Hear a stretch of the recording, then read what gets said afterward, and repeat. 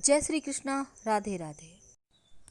तुलसी का पौधा हमारे घर आंगन में तो होता ही है और शास्त्रों में कहा गया है कि तुलसी की जड़ में सभी तीर्थ, मध्य में सभी देवी देवता और ऊपरी शाखाओं में सभी वेद स्थित हैं।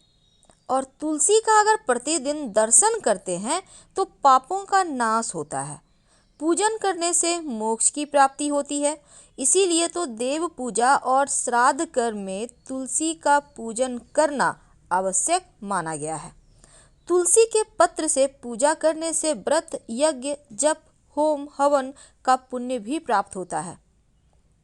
तुलसी के बारे में जितनी भी बखान किया जाए वो कम है, लेकिन पद्म पुराण में वर्णन आता है कि जहाँ तुलसी का एक भी पौधा होता है वहाँ ब्रह्मा, विष्णु, शंकर भी निवास करते हैं।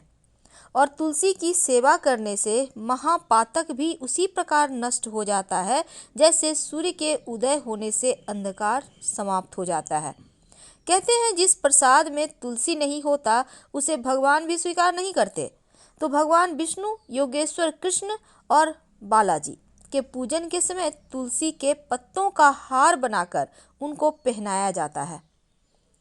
तो तुलसी की महिमा बहुत है, इसके बारे में हम फिर कभी आपसे बहुत सारी बातें करेंगे, लेकिन दो बातें खास। तुलसी का गमला रसोई के पास रखने से पारिवारिक कलह समाप्त होता है और वास्तु दोष दूर करने के लिए तुलसी के पौधे को अग्नि कोण यानी दक्षिण पूरब से लेकर उत्तर पश्चिम तक के खाली स्थान में आप लगा सकते हैं। अगर खाली स्थान ना हो तो गमले में भी आप लगा सकते हैं। पूरब दिशा की खिड़की के पास रखने से पुत्र यदि जिद्दी है तो उसका हठ दूर होगा। संतान अपनी अगर मर्यादा से बाहर है, नियंत्रण में नहीं है, तो तुलसी को पूरब दिशा में रखें। तुलसी के पौधे में से 3 पत्ते किसी न किसी रूप में संतान को खिलाते रहें तो संतान आपका आज्ञाकारी होगा।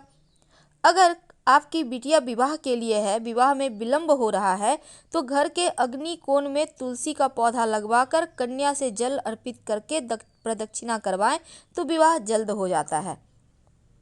अगर नौकरी में उच्चाधिकारी के कारण परेशानी हो तो ऑफिस में जहां भी खाली जमीन या गमले हैं वहां पर मिट्टी में सोमवार को तुलसी के 16 बीज सफेद कपड़े में बांध कर दबा दें तो सम्मान मिलेगा।